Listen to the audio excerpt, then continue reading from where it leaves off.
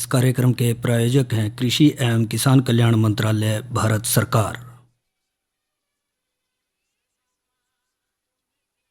हर जोखिम से निकल कर फसल आए, सुरक्षित हो जाए।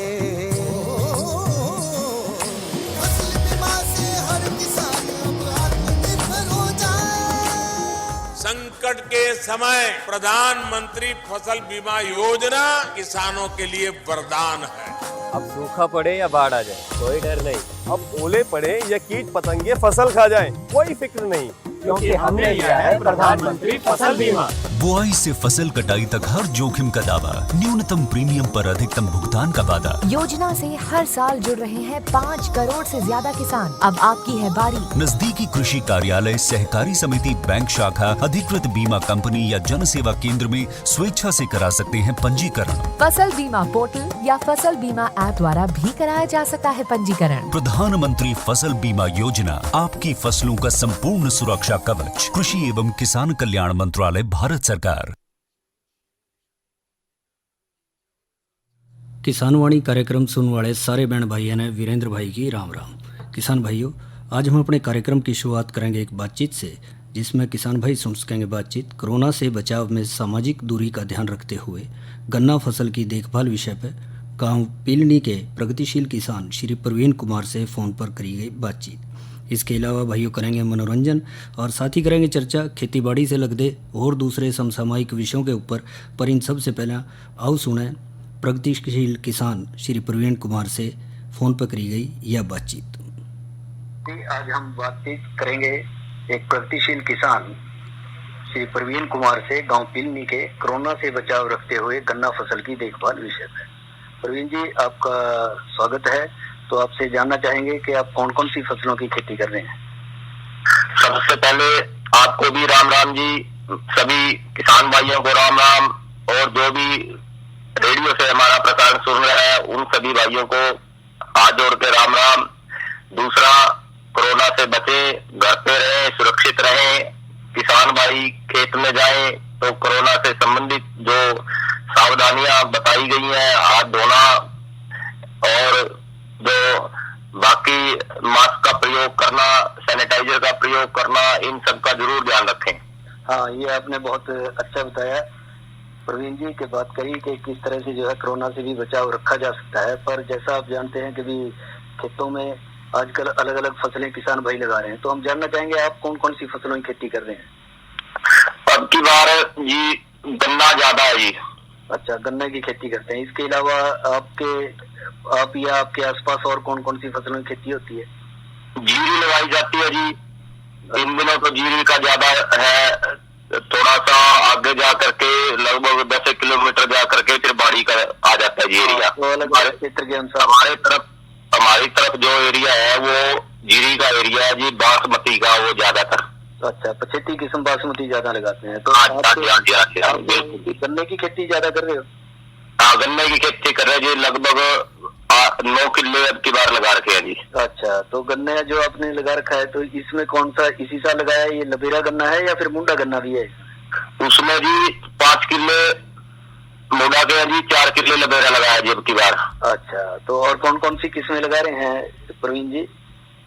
गन्ना जी एक तो 160 नंबर है, COH 160 नंबर, और एक है जी 238 नंबर जी। अच्छा, 2 किस्में आपने लगा रखी हैं। हाँ जी, हाँ जी, हाँ जी। दोनों ही अच्छी हैं या दोनों में कुछ अंतर देखने को मिला? दोनों बहुत बढ़िया है जी।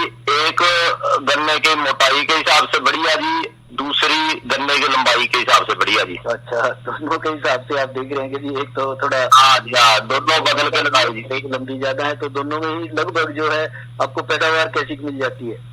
कितने पैदावार दोनों की बढ़िया निकली जी। जो पिछली बार था मेरे पास वो 160 नंबर गन्ना था जी, और मैंने खुद अपने गन्ने की जो लंबाई है वो मापी थी पित्ते के साथ। 15 फुट से 1 इंच फालतू निकली। अच्छा, इतना ऊंचा गन्ना हो गया था आपका। तो फिर उस गन्ने की खासियत है कि जब तक उसके ऊपर झंडी नहीं आती, उसको झंडी वाला गन्ना बोलते हैं जी। अच्छा, जब तक उसके ऊपर झंडी नहीं आती तब तक वो गन्ना बढ़ता ही जाएगा। वो 15 से वो 16 भी हो सकता था जी, 17 भी। उसकी लंबाई का कोई अनुमान नहीं है जी। अच्छा अच्छा, तो आपने तो उसकी 2-3 बंदाइयां करी होंगी। हाँ, 2-3 बंदाई करनी पड़ी जी। अच्छा, 3 बंदाई। ठीक है। लास्ट वाले में तो जो मजदूर है वो कहने लगे थे जी अब कहाँ से इसको बंदा, कहाँ से बंद है। हाँ, इतनी ऊंचाई तक कहाँ चले, इतना अच्छी मेहनत करी उसके ऊपर। तो अब जानना चाहेंगे कि आप ऐसा क्या कुछ देखभाल करो अपने गन्ना फसल की, कि जो इतना अच्छा पैदावार आप अपने खेतों से ले रहे हैं, तो आजकल के दिनों में आप क्या कुछ काम कर रहे हैं गन्ना फसल के लिए, क्या देखभाल कर रहे हैं? आजकल ज्यादा तो जोर चल रहा है जी मूड़ा गन्ना पे ही। अच्छा, मूड़ा गन्ना इन दिनों देखभाल के लिए बहुत जरूरी है जी। मूड़ा गन्ना जो है ना जी, वो लगभग मार्च में कटता है। मार्च में कटने के बाद उसमें देसी खाद डाल दो जी, कटते ही। अच्छा, ठीक। देसी खाद की ट्रालियां 1 किले में कम से कम 6 ट्राली डालो जी, और देसी खाद बिछा दो। अच्छा, ना डीएपी डालने की जरूरत, ना यूरिया डालने की जरूरत। ठीक। तो आप मैंने अब की बार 3 किले में देसी खाद डाल दिया जी। अच्छा, गन्ने में जो गोब होगा ना जी, गोब जी हाँ, किले आप कह देख रहे हैं फल आई जी बाकी। हाँ, मतलब तेजी से फूट हुई है, कच्ची फूट हुई। हाँ हाँ, और फिर उसकी कराओ जी खुदाई। जी हाँ, जिस तरह हमारा गन्ना जब कटा था उससे लगभग 1 महीना के बाद जो है गन्ना हमारा एक ब्लाक हो गया था, एक ब्लाक से ऊपर हो गया था। ठीक। तो खुदाई जो कर रहे हैं ये आप ट्रैक्टर के जरिए करवा रहे हो, बैलों के जरिए, या फिर हाथों से करवा रहे हैं, कसोले वगैरह, कसी वगैरह से? इसमें जी 3 तरह का हमने खुदाई करवाई, प्रयोग करके देखा हमने। अच्छा, हमने ट्रैक्टर से जो रूटावेटर है 3 खुड्डों का, वो चल रहा है आजकल, नई तकनीक है, उसके साथ करवाया जी। अच्छा, उसके बाद हमने उसमें मजदूर लगाए और मजदूरों को कहा कि भाई अपनी जो मिट्टी है ना, जो गन्ने का मेड़ा है, मेड़े के बराबर में और मेड़े के बीच में चारों जगह कसी, मेड़े के चारों तरफ कसी जो हमारी घूमनी चाहिए। हाँ, क्योंकि रीजर से तो जो खुड से खुड के बीच का खरपतवार था तो उखड़ गया। हाँ, वो भी पौधे के बीच में जो रहा वो रह गया था, वो कसियों से निकलवाया फिर आपने? जो खूड वाला है जी, वो तो जो रोटावेटर है उसने घुमा दिया। जी हाँ, ठीक है जी। जो दोनों तरफ गन्ने के दोनों तरफ थोड़ा सा जो ड्राइवर होता है वो थोड़ा उसको बचाता है गन्ने की, कहीं गोब ना कट जाए, इस तरह का है। तो उसमें मजदूर लगाने बड़े जरूरी है जी, क्योंकि दोनों तरफ से मिट्टी उठेगी, नई मिट्टी लगेगी और घास जो खरपतवार है वो हमारी खत्म हो जाएगी। और उसके बाद जो है ना, तब जाकर के गन्ने की खुदाई का फायदा है। बीच बीच की जो खूड है, खुडों में बीच का साफ करने का तो कुछ ज्यादा फर्क नहीं पड़ता जी। जी हाँ, ठीक कह रहे हैं। अच्छा, तो इसलिए मैंने इसके साथ साठ-गांठ भी गन्ने की करी होगी, जहाँ मान लो कहीं पौधा कोई मर रहा था या सूख रहा था, या फिर रीजर के जरिए थोड़ा पट गया, तो वहाँ पे नए भी लगाए होंगे पोरियां? हाँ, नई पोरियां दबाई है जी, क्योंकि नई पोरियां जो खाली जगह है ना जी, खाली जगह पर जो हमारा टाइम है, अब जैसे हमने मार्च में गन्ना कटवाया, मार्च में लगभग सबका गन्ना अप्रैल में खत्म हो जाता है, और अप्रैल का ही गन्ने की बुआई का सीजन है जी। तो उन दिनों नई पोरियां लगा दो जहाँ खाली दिख रहा है, और 25 दिन में 28 दिन में पोरियां निकला है, और लगभग 25-28 दिन उसको जो है पानी की जरूरत होती ही नहीं। शुरू में तो पानी देना पड़ता है जी, कटते एक बार तो उसमें जो है पानी खाद डाल कर देसी खाद पानी दे दो। जो पोरियां लगी है उनको थोड़ी सी ठंडक मिलेगी, सरवाइसी में वो ऊपर से गर्मी पड़ेगी, वो जल्दी निकल के आवेंगे जी। ठीक। तो जब तक दूसरे पानी की जरूरत होती है तब तक वो गन्ना जो है 1 ब्लॉक से ऊपर हो जाता है, नया गन्ना भी। अच्छा, जो आजकल आप खरपतवार नियंत्रण कर रहे हैं, तो से करवा रहे हैं सारे का सारा, तो इसके साथ कभी रासायनिक दवाइयों का भी, खरपतवार नाशियों का इस्तेमाल करे आपने? पहले तो हमारा प्रयास यही था भाई गन्ने की खुदाई करवाओ, अड़ाई करवाओ जी। ठीक है जी। और उसके बाद भी जो थोड़ा बहुत गन्ना रह, जो घास रह गया जी, खरपतवार, उसको फिर हमने कृषि विशेषज्ञों से बात करी, भाई जो गन्ने को भी नुकसान ना पहुंचाए और खरपतवार को भी ना आगे बढ़ने दे, ये बिल्कुल ही खत्म करे, उस दवाई का प्रयोग करो जी। लेकिन एक बात और किसान भाइयों को सलाह देना चाहूंगा, मैं कहना चाहूंगा, भाई दवाई ऐसे ना करो। जो खरपतवार नाशक दवाई है उसका प्रयोग जो है ना, कृषि विशेषज्ञों से, डॉक्टरों से पूछ के जब करें। कई बार दवाई गन्ने का धक्का मारे जी, इतने की दवाई घास नहीं खराब होता, इतने गन्ना खराब हो जी। हाँ, ये आप सही कह रहे हैं, बहुत अच्छी बात बताई आपने कि अंधाधुंध देखा देखी जो है रासायनिक खादों का या रासायनिक दवाइयों का इस्तेमाल ना करें। जो नजदीकी जहाँ भी कृषि विशेषज्ञ उपलब्ध हैं उनकी सलाह से, उनकी जानकारी के, उनकी देखरेख में करें तो बेहतर रहेगा। जितनी आवश्यकता है उतना ही इस्तेमाल हो सके। ये आपने बहुत अच्छी बात बताई। एक बात और आपसे जानना चाहेंगे इसके साथ साथ प्रवीण जी कि जैसा कि आपने मजदूर वगैरह लगा रखे हैं, जाहिर है कि एक दो आदमी का तो काम नहीं है, सामूहिक तौर पर 10, 15, 20 कुछ ना कुछ संख्या में ज्यादा लोग काम करते होंगे खेतों में, जिस तरह किसी के काम में करना पड़ता है। और इन दिनों आपने देख रहे हैं कि कोरोना महामारी का भी प्रकोप काफी चल रहा है, तो उस दौरान आप क्या कुछ हिदायतों का ध्यान रखोगे भी जिससे कि ये कोई समस्या ऐसी पैदा ना हो और सभी जो है सुरक्षित काम करते रहें खेतों में? कुछ ऐसी बातें भी हैं जो आप मजदूरों को बताते हैं या आप खुद भी ध्यान रखते हैं इनका? देखो जी, आजकल कोरोना बीमारी चल रही है और कोरोना बीमारी में चाहे खेत में काम कर रहे हो चाहे घर में काम कर रहे हो जी, ये एक ऐसी बीमारी है भाई, ये एक दूसरे से फैलती है जी। तो इस स्थिति में हमने तो जो मजदूर हम लेके जावा जी खेत में, सवेरे 7:30 बजे से 12:30 बजे तक का उनका 5 घंटे का टाइम खुदाई का दे रखा जी।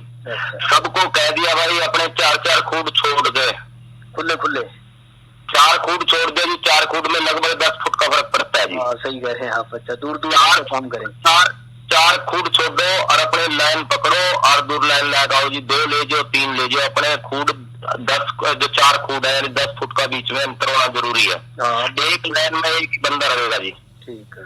दूसरी जो अगले 4 खूड रह गए या जो अगले 4 खूड है भाई, अगले को कह दिया भाई तो 4 खूड अगली लाइन में, वो लाइन शिफ्ट होने के बाद भाई 4 खूड जो खुद के वो छोड़ दे और जो रह गए उनमें लग जाओ। अदल बदल करके लगते रहो, अदल बदल करके लगो जी। हाँ, इसके अलावा हाथ धोना वगैरह कुछ ऐसा भी प्रबंध करो। हाँ, दूसरा जी हमने सारे मजदूरों को पहले कह दिया भाई कसी अपनी अपने घर से लेके आए। कोई किसी की कसी पकड़ कर ये नहीं देखेगा भाई ये तो बढ़िया चल रहा है या मैं ले लियो, ये घटिया चल या तो ले ले। ठीक कह रहे हैं आपकी कसी अपना खुरपा अपने पास रखे, जानते अपने घर ले जाओ, आंधे अपने घर से ले आओ। किसी की कसी को आपस में ना पकड़ो ना देखो। तीसरा जी भाई जिस तरह अपना लाइन में लग रहे हैं, लाइन पूरी हो जाए। कई बार मजदूर सोचा है जी हम बैठ कर जो है 2 मिनट 4 मिनट बैठ के पानी पी लिया, या कोई ऐसा मजदूर हो बीड़ी वगैरह पीता हो जी। वैसे तो बीड़ी पीना बात ठीक नहीं है, मैं कहना नहीं चाहूंगा, लेकिन फिर भी एक किसान जीवन है, हर तरह के लोग यहाँ मजदूरों में मिलते हैं। तो जो पानी पीने की बात है जी, पानी भी पीने के लिए दूर दूर बैठे, अपने गिलास सारे लेके आए, और जो किसान भाई साथ लेके जा रहे मजदूरों को, उनको पानी जो है ना दूर से ही कह दे भाई यहाँ हमने पानी डाल दिया, मटका रखा है, ये तेरी बाल्टी है, ये तेरा गिलास है, अपना पी ले। और इसके साथ साथ जो मास्क वगैरह का भी लिए भी कहते हैं, मास्क के बगैर तो खेत में आना ही नहीं जी। अपना मास्क लाओ, जो नहीं ला सकता अपना परना का डांठा मारो जी। परने का डांठा मार ले, सही कह रहे हैं। खेतों में तो ज्यादातर परना जो है मुंह पे बांध ले हैं। हाँ बिल्कुल जी, बिल्कुल। किसान हम भी सुरक्षित है, हम भी सुरक्षित है, हमारा भी बचाव है और मजदूरों का भी बचाव है। बेचारे दाढ़ीदार आदमी हो है, कोई बीमार हो जाए जी, फिर क्या? सभी का ध्यान रखना है, अपना भी, अपनों का भी और मजदूरों का भी, सभी का ध्यान रखना है, तभी जाकर के जो है इसमें अच्छी वो सफलता मिलेगी। तो ये आपने इसके बारे में बात करी। इसके अलावा आप गन्ना फसल की अच्छी पैदावार के लिए और क्या कुछ काम कर रहे हैं इन दिनों? इन दिनों जी खाद दवाई ये जो अपना चली रही है जी, उनके लिए, लेकिन वही बात है जी पहले कृषि विशेषज्ञों का एक दौरा करवा रहे हैं जी हम तो। जैसे हमारे गन्ने की खुदाई पटाई हो जाए जी, उससे पहले हम नहीं डालते बिल्कुल भी कुछ भी। और एक सिंचाई जो है कर रहे हैं इन दिनों, गर्मी का मौसम जैसा चल रहा है, गर्मी का मौसम चल रहा है जी, जिस खेत में खाद दवाई डालनी है जी, रासायनिक उर्वरकों का प्रयोग करना है, उसमें पानी लगा रहे हैं, क्योंकि खुदाई के बाद भी लगभग 10 दिन तो गन्ने को ऐसे छोड़ो। हाँ, जिससे कि वो सारा जो है खरपतवार उसकी खरपतवार सूख जाए जी, उसकी जड़ा में जो मिट्टी लगी हुई है वो फोकी रहती है जी 10-12 दिन तक, गूंद बने रहे जी, उसमें गोबे फटाफट निकल के आएंगी। पानी दे देंगे, पानी देने के बाद वो धरती चिड़चिड़ी हो जाएगी, और चिड़चिड़ी होने के बाद खिंच के आएगी। दूसरा जी जो खरपतवार है, जो घास जो अड़ाई के टाइम फटा है, वो सारा हरा हो जाएगा जी। फायदा ही नहीं कुछ भी। कम से कम 10 दिन उसको रखो जी, ऐसे सुखाओ। और आजकल तो गर्मी पड़ रही है, आजकल तो 1 हफ्ते में ही बहुत बढ़िया सूख जाता है जी। हाँ, ये आपने सही कहा कि भी जरूरत के अनुसार सिंचाई भी जरूरी है, और जैसा धूप लगानी है तो धूप लगाना भी बहुत ज्यादा जरूरी है उसके साथ साथ। तो प्रवीण जी, जो गन्ना जब था पिछले साल आपके पास, तो वो क्या आप कहाँ पर, गाँव में ही कंडा है या फिर आस जो चीनी मिल है वहाँ पे जाते हैं?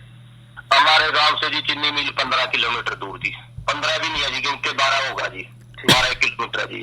हमारा तो ऐसा सिस्टम बन गया जी, बहुत बढ़िया। हम तो पर्ची आवे जी, पर्ची आवे, अपने गन्ने के जो है ट्रॉली कटवावा और मिल में पहुंचा दिया जी। मिल में पहुंचा दें, तो मतलब इसमें भी आपका समय खराब नहीं होता, समय पर आप पहुंच जाते हैं। ठीक है।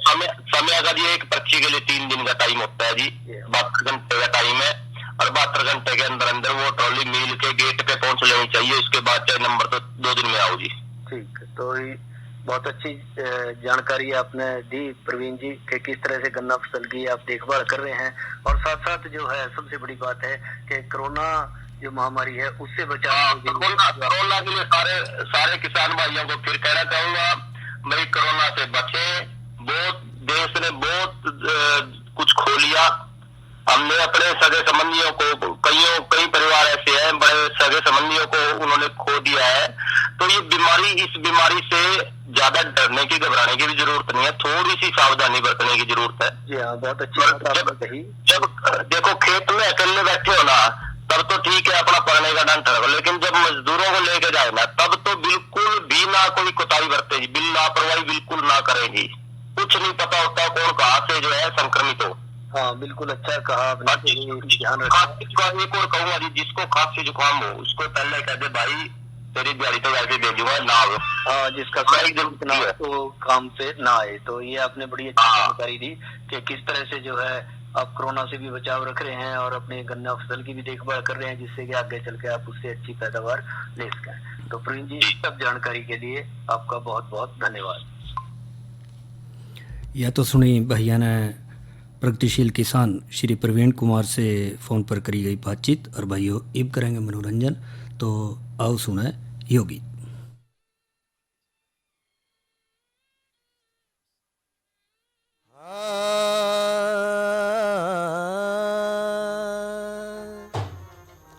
हेरा पृथ्वी कहने लगी ब्रह्मा से, आके लाज बचा मेरी। उग्रसेन का कंस अधर्मी, ऋषिया पे विपता गेरी। पृथ्वी कहने लगी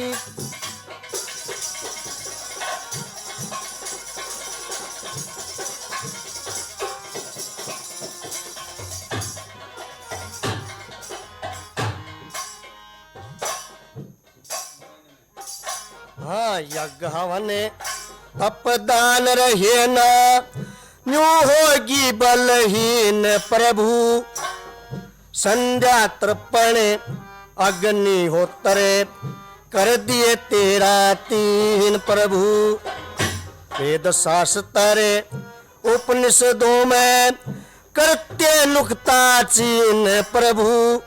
राम नाम सबका छुटवा दिया, कुक्रम में लोलीन प्रभु। जरासंध शिषपाल अधर्मी, रखते हैं हेरा फेरी। उग्रसेन का कंस अधर्मी, ऋषिया पे विपता गेरी।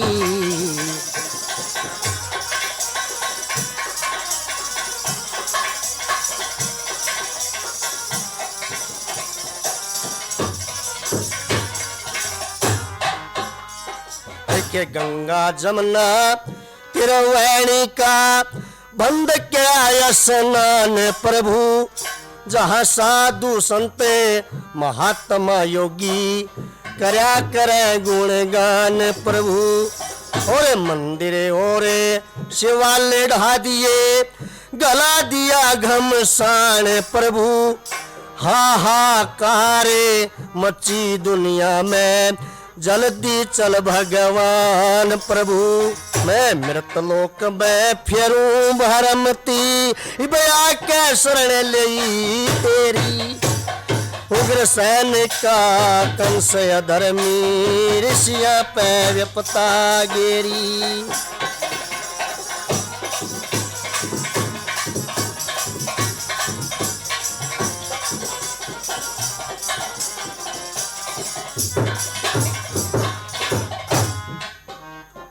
देखे ज्ञान नीति और मनु समृति, भूल गया संसार प्रभु, भूल गया मर्याद जमाना, होरी मारो मारे प्रभु। कौन ज्ञाने रहा दुनिया में, हो गए हत्या सारे प्रभु। ये पत्थर बांध के ऋषि डबो दिए जमुना जी की धार प्रभु। फिर संत भाज गे हिमालय में, हेरा मुथरा में डूबा ढेरी। उग्र सैन का कंस अधर्मी, ऋषिया पे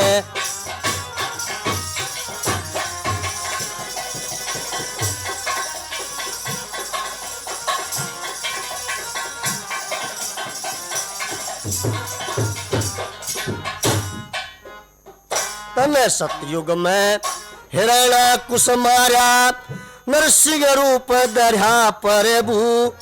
और त्रेता में तने रावण मारा, बन के राम फिरा प्रभु। द्वापर के मां कंस मार दे, हो जे ब्रज हरा प्रभु। कह मांगे राम रम्या सब मैं हूँ, सेवक श्याम तेरा प्रभु। शिव ब्रज में रास दिखा दिया के, गोपी घरा जन्म लेरी।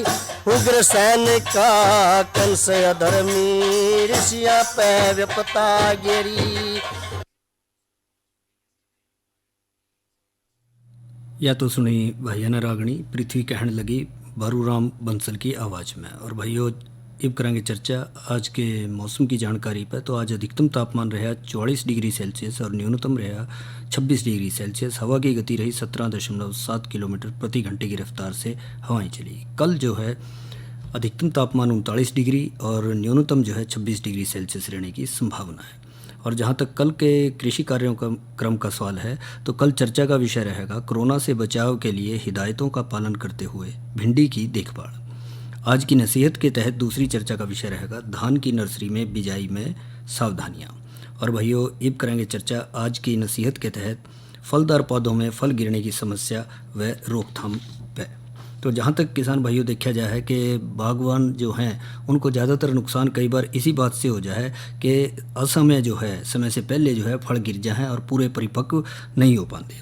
तो इस समस्या के कई कारण देखे जाएँ, जिसमें जैसे ठीक समय या ठीक ढंग से जो है सिंचाई का ना करना, तापमान में उतार चढ़ाव जल्दी या बहुत जल्दी होना और पौधों का संतुलित पोषण ना होना, नर और मादा फूलों का विरोधाभास या फिर वृद्धि निमाय को यानी कि ग्रोथ हार्मोन्स की कमी वगैरह जो है खास कारण देखे गए हैं, जिसके कारण जो फल गिरने की समस्या बागों में फलदार वृक्षों में जो है वो काफ़ी देखी जाए। तो इसमें जहाँ तक देखा जाए है कि ठीक ढंग से सिंचाई ना करना भी फल झड़ने का एक अहम कारण माना जाए। पानी की कमी से पौधों का तापमान बढ़ जाए और फल गिरने की जो क्रिया है वह तेज हो जाए। और जो वातावरण में नमी ज़्यादा हो तो भी फल गिर जाए, या फिर वाष्पीकरण कम होने से भी जड़ों में हार्मोन पानी के साथ फूलों तक आवे हैं उनकी कमी हो जाए। तो पानी की कमी को बार बार सिंचाई करके दूर कराया जा सकता है। हल्की हल्की सिंचाई समय समय पर करते रहें और फूल आने से पहले और फल बनने के बाद जो है सिंचाई जरूर करनी चाहिए। और फूल खिलने के समय सिंचाई बिल्कुल ना करें। पौधों में खासकर आजकल के दिनों में जो है या न्यू कह लो कि मई जून से लेकर सितंबर तक जो है अक्टूबर में ज़्यादा सूखा नहीं लगना चाहिए। और ज़्यादा पानी देने से या ज़्यादा बरसात होने से भी पानी खड़ा हो जा तो ऑक्सीजन की कमी से फल वृक्षों की जड़ें जो हैं उनको नुकसान पहुंचा है और इस तरह से फल गिरने की समस्या बढ़ जाए। तो इसलिए वो कहा जाए कि बागों में जो है अच्छे जल प्रबंध के जो निकास की व्यवस्था है, पानी के निकासी की व्यवस्था है वो सही तौर पर होनी चाहिए। और इसी तरह तापमान में उतार चढ़ाव भी जब आ जाए है कि ज़्यादा गर्मी पड़ गई, ज़्यादा सर्दी पड़ गई, तो उससे भी जो है फल झड़ जाएँ, तो उसमें समय अनुसार देख कर हल्की सिंचाई जरूर करें। दिन और रात के तापमान में ज़्यादा अंतर से भी फल गिर जाएँ। लू और ठंडी हवाओं से बचाने के लिए जिस तरह बाग के चारों तरफ वायुरोधक पौधों का लगाना जरूरी हो जाए, तो उसमें जिस तरह जामुन, आम, सफ़ेदा, करौंदा, शहतूत वगैरह के अच्छे पेड़ लगा रखें तो यह समस्या फिर वहाँ कम हो जाए। और इसी तरह से देखा जाए कि पोषक तत्वों का जो सही मात्रा में ना मिला है, खेत का उपजाऊपन सही नहीं है, या फिर मिट्टी की जांच वगैरह नहीं करवाई और उसमें जो है इसी तरह से बाग लगा दिया, तो हो सके जिस विशेष फल के आपने लगाए हैं पौधे, उनको जो है पूरी खुराक नहीं मिल पा रही है। इसलिए जब भी बाग लगाएं तो उसमें जो देखा जाए कि मिट्टी की जाँच करवा कर जरूर लगाया जाए। इसके अलावा नर और मादा फूलों का विरोधाभास भी हो जाए। इस तरह देखा जाए पपीते की किस्मों का जो बात करें मिसाल के तौर पे, तो उसमें ये हो जाए कि नर और मादा दोनों की संख्या जो है चाहिए एक अनुपात में। जो नर पौधे नहीं हैं और मादा ही मादा हैं तो उसमें जो है फल कम लगेंगे या गिरने शुरू हो जाएंगे। तो इस तरह से भी जो है ये ज़रूरी है कि उसमें जो एक ही किस्म के जो अलग अलग तरह के जो पौधे हम लगा सकें जिसमें नर मादा भी उपलब्ध हों और इसमें कोई समस्या ना हो। और इसी तरह से वृद्धि नियामकों की कमी के कारण भी जो है ये कई बार देखा जाए कि जिंक की कमी होगी, पोटाश की कमी होगी, समझ रहे हो, या फिर 10 ppm कोई भी हो अंक, उसके अनुसार देखा जाए तो उसका ही फर्क पड़ जाए, घोल का जो हम उसमें सही नहीं दे रहे हैं। तो इस तरह से जो है सही मात्रा में कि किस तरह से हमने चूने का छिड़काव करना है, कितना पानी की मात्रा लेनी है, या फिर जो वृद्धि नियामक हैं उनकी मात्रा ले रहे हैं, उस अनुसार हम उनकी देखरेख कर सके हैं। और इसी तरह से जो देखा जाए कि हमने जो यूरिया का 2% का घोल आजकल के दिनों में छिड़काव कर दें, खास करके आम के फलों पर, तो उसमें आम के फलों की गिरने की समस्या भी काफ़ी कम हो जाए। तो ऐसा थोड़ा सा बातों का ध्यान रखते हुए हम चलेंगे तो जाहिर है कि फलों को गिरने से बचा सकेंगे और किसान भाई उससे अच्छी पैदावार ले सकेंगे। अरे अरे अरे क्या कर रहा है? इधर इधर इधर हम बोल रहे हैं तेरे बीजू का। उतला बोल रहा है? हाँ, पक्षियों से तो हम खेत को बचा लेते हैं, पर इन घातक रसायनों से कैसे बचाएं? मतलब? देख बेटा, तू जो ये अंधाधुंध रसायन मिलाता है ना, मिट्टी की सेहत बिगड़ने लगी है। और जब माटी ही कमजोर पड़ जाएगी तो उपज कैसे सेहतमंद होगी? अरे पहले ऐसा नहीं था। पूछना अपने बड़े बुजुर्गों से, कैसे फसल लहलहाती थी, शुद्धता झलकती थी। हाँ, माटी भी तंदुरुस्त और लोग भी। अब पहली वाली बात कहाँ? पर अब तो सभी डाले हैं। सब नहीं, आज भी लाखों जागरूक किसान परंपरागत विधि से फसल उगा रहे हैं। खर्चा कम और उपज की कीमत भी बेहतर पा रहे हैं। सच है? रे बेटे, एक्सपीरियंस से बता रहे हैं, धूप में बाल सफेद नहीं किए हैं। हाँ। ठीक है भाई, मैं भी आज से जैविक खेती शुरू करूंगा। माटी से प्रेम की परंपरा है, परंपरागत खेती। इस कार्यक्रम के प्रायोजक थे कृषि एवं किसान कल्याण मंत्रालय, भारत सरकार। और इसी के साथ हमारे आज के किसान वाणी कार्यक्रम का समय समाप्त हुआ। तो वीरेंद्र भाई ने इजाज़त दो। अच्छा भाइयों, राम राम।